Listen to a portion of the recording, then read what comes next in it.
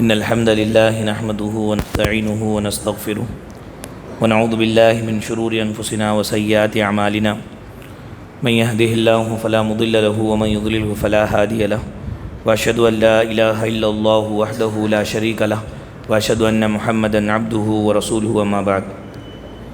محترم بھائیوں، پیاری ماں اور بہنوں، الحمدللہ ہمارے 25 روزے مکمل ہوئے۔ اللہ تعالیٰ سے دعا ہے کہ اللہ تعالیٰ ہمارے روزوں کو اور قیام اللیل کو قبول فرمائے اور ما بقیہ روزوں کو صحت و سلامتی کے ساتھ رکھنے کے اللہ توفیق عطا فرمائے، آمین۔ الیہ یرد، یہ 25واں پارہ ہے۔ اس پارے کے اندر اللہ رب العالمین نے بہت ساری باتیں بتلائی ہیں۔ چند باتیں انشاءاللہ آج کے اس درس میں ہم معلوم کریں گے۔ اس پارے میں اور اس کے علاوہ دوسرے بہت سارے پاروں میں بار بار اللہ رب العالمین نے ایک بات بیان فرمائی، کہا ہر آدمی کو اس کے اعمال کا اجر ملتا ہے، ہر آدمی کو اس کے اعمال کا اجر ملتا ہے، یعنی اللہ تعالیٰ کسی کی محنت کو ضائع نہیں کرتے، بیکار نہیں کرتے۔ اللہ تعالیٰ جو بھی آدمی جس مقصد کے لیے محنت کرتا ہے، اللہ تعالیٰ اسی حساب سے اس کو اجر دیتا ہے۔ چنانچہ کافر آخرت کی زندگی پر یقین نہیں رکھتے، آخرت کے دن پر ان کو ایمان نہیں ہے، اس لیے اللہ تعالیٰ کیا کرتا ہے، وہ جو بھی محنت کرتے ہیں دنیا ہی کے اندر ان میں سے کچھ ان کو دے دیتا ہے۔ چونکہ مومن یہ آخرت کی زندگی پر یقین اس کو ہوتا ہے، اس لیے اللہ تعالیٰ مومن کو دنیا اور آخرت دو بھی دیتا ہے۔ اللہ نے فرمایا من کان یرید حرث الآخرۃ نزید لہ فی حرثہ، جس آدمی کے دل کے اندر آخرت کو پانے کی حرص ہو، اللہ رب العالمین اس کے حرص کو اور زیادہ کرتے ہیں اور دنیا بھی دیتے ہیں، آخرت بھی دیتے ہیں۔ لیکن اگر کوئی آدمی دنیا کی زندگی کو چاہتا ہے تو صرف دنیا ہی اس کو ملتی ہے، آخرت میں اس کا کوئی حصہ نہیں ہے۔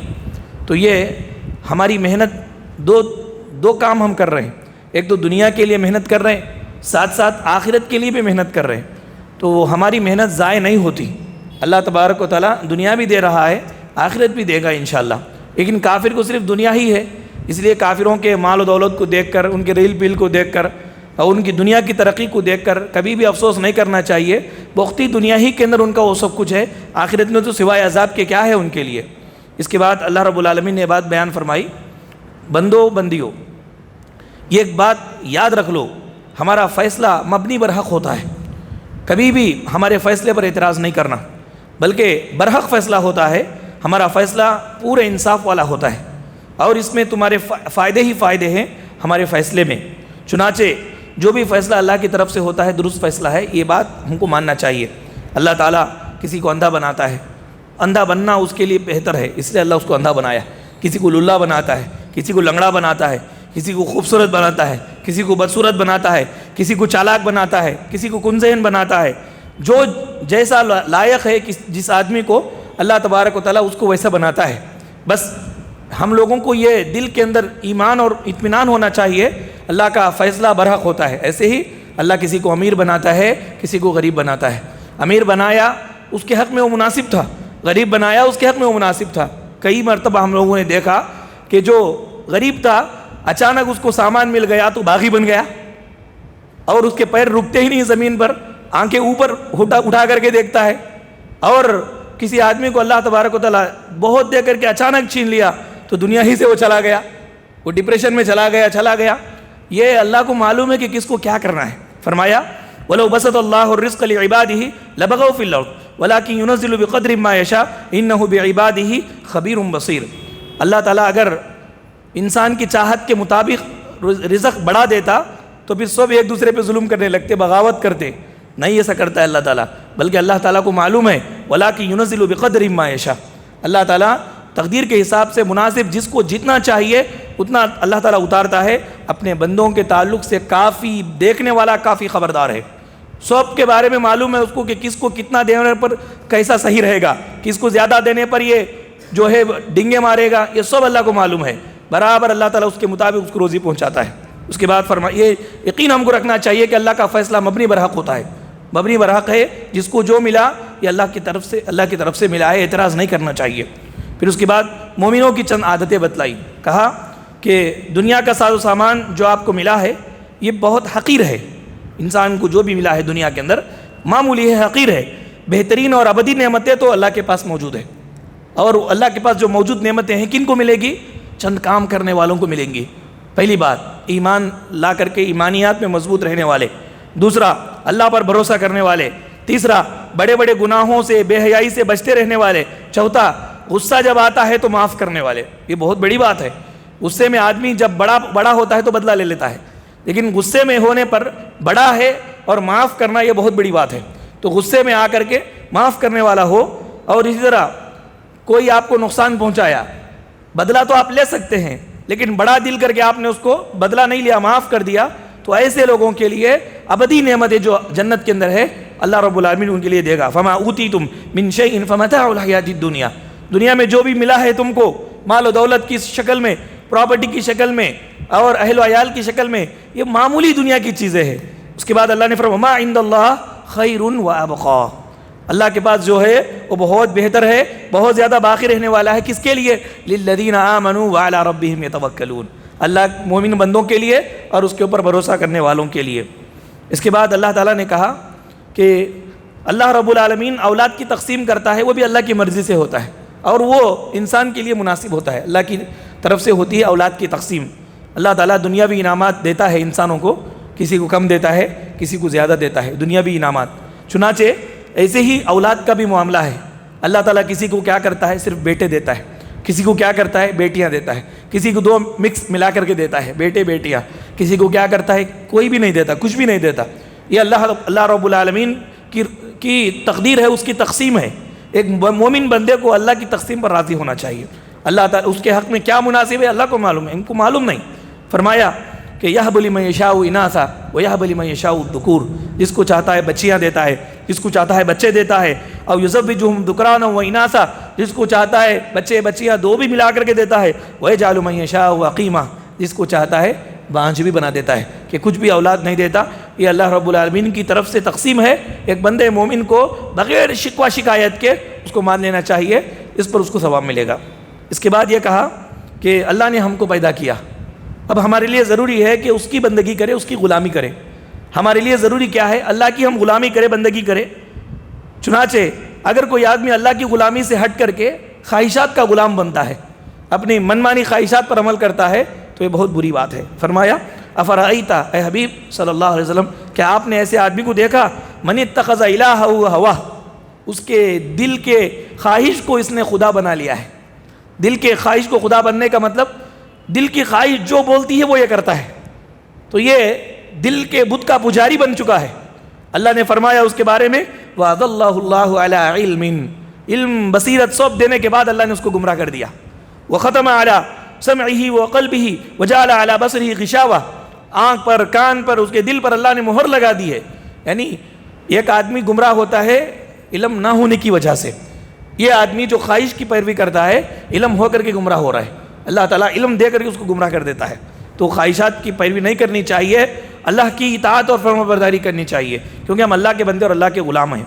اس کے بعد کہا پروردگار جو ہے علم غیب کا علم جاننے والا ہے، اللہ عالم الغیب ہے، چنانچہ قیامت کا علم اللہ کو معلوم، دنیا میں کسی کو نہیں معلوم ہے۔ جبرائیل نے آ کر کے رسول اللہ صلی اللہ علیہ وسلم سے پوچھا تھا کہ قیامت کب آئے گی، تو اس موقع پر اللہ کے رسول صلی اللہ علیہ وسلم نے بیان فرمایا مل مسئول عنہا بعلم من السائل، پوچھنے والے سے زیادہ پوچھا جانے والا جانتا نہیں ہے۔ یہ تو اللہ کے علم میں ہے کہ قیامت کب آئے گی، اللہ ہی کو معلوم ہے۔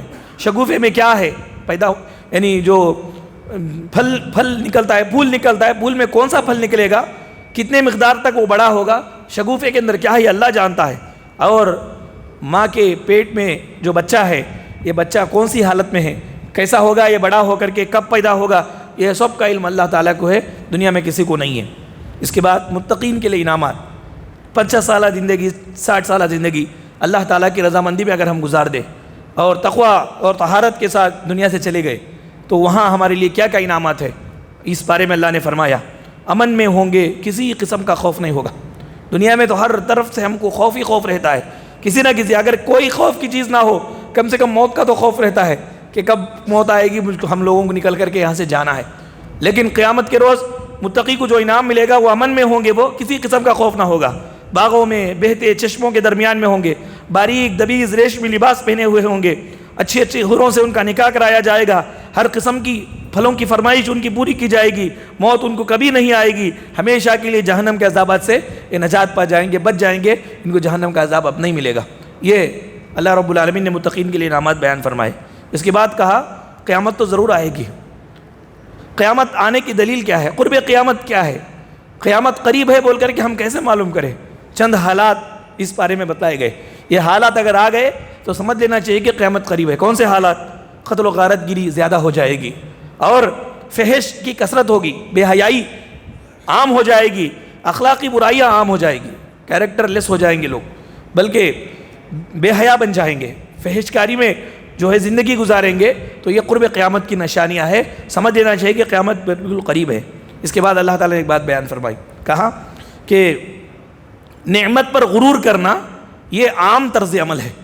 کوئی نعمت انسان کو ملتی ہے تو اس میں غرور کرنا، گھمنڈ کرنا، یہ عام انسان کے اندر ڈال دی گئی بات ہے، جس کی وجہ سے وہ دوسروں کو حقیر سمجھتا ہے۔ نعمت انسان کو ملتی ہے تو دوسروں کو حقیر سمجھتا ہے، جس کے پاس وہ نعمت نہیں ہے اس کو یہ حقیر سمجھتا ہے۔ ایسے آدمی کو تکبر سے بچنے کی اور توبہ کرنے کی ضرورت ہے۔ تکبر سے بچے، جس کو یہ حقیر سمجھ رہا ہے وہ حقیر نہیں ہے۔ اللہ نے اس کو نعمت دی آزمائش کے لیے۔ اب دیکھیں، آپ پہاڑ کے اوپر گئے، پہاڑ کے اوپر آپ چڑھے، جس کی وجہ سے پہاڑ کے نیچے جو لوگ ہیں وہ آپ کو چھوٹے نظر آ رہے ہیں، تو ان لوگوں کو آپ حقیر سمجھ رہے ہیں کہ بالکل چھوٹے چھوٹے ہو گئے ہیں۔